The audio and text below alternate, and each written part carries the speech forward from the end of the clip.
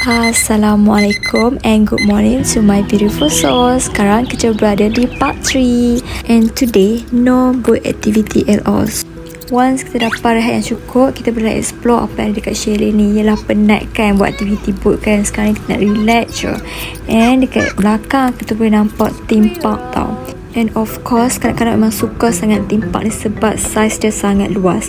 Okay, dekat swimming pool ni kita ada adult pool dengan kids pool.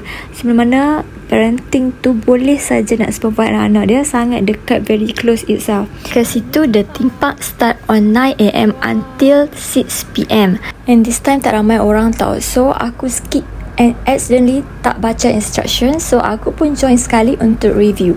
Oops. Korang tahu tak apa yang ada kat sini? Sini ada tipping bucket, slide playground dengan splash pad.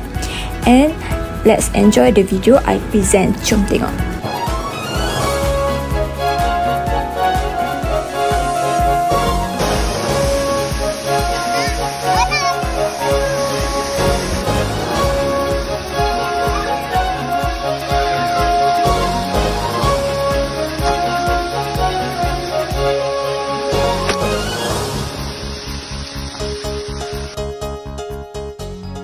Okay, dah habis mandi-manda, dah boring, kita mandi pantai pula. Mandi pantai ni pun best lah, tepi tu pun ada coral tau, ada hidupan laut pun banyak dekat situ.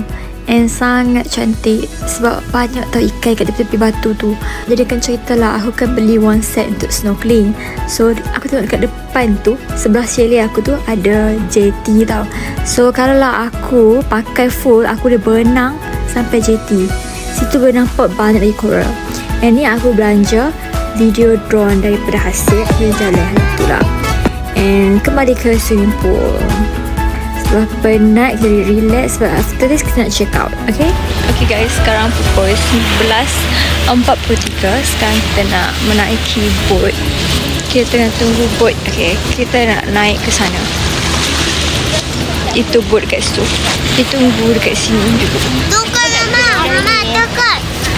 Ayo ni ban. Nama apa dia? Okay guys, the boat have arrived on 11:43. So mohlah kita bergerak ke darat dia sebab kita nak balik dah.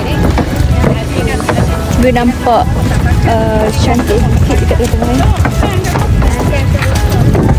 Take a few hours untuk rest kejap sebab penat sangat. So after naik jemput, naik kereta and terus ke Kuala Terengganu pukul 4.30. Dan jumpa saya di part 4. Thank you, bye bye. Thank you for watching guys.